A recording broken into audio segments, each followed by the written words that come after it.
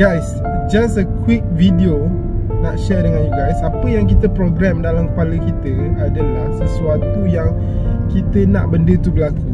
For example, kalau hari ni kita cakap kita tak boleh lah, susah lah, automatically semua benda yang kita nak buat akan jadi susah. Sebab tu apa yang kita program dalam kepala otak kita.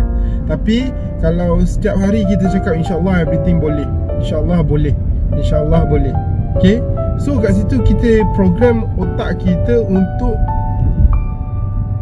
any possibilities, untuk apa yang kita nak buat, untuk apa yang kita nak usahakan, InsyaAllah boleh jadi. Of course lah, dengan izin Allah, betul? So kalau you guys rasa you guys in a state of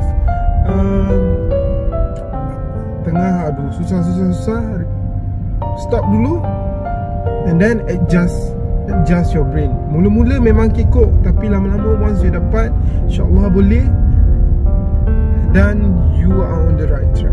Okay, sorry tak ada mic hari ni sebab this is very spontaneous, this is very genuine from my heart. As usual guys, ingat, stay positive, stay active.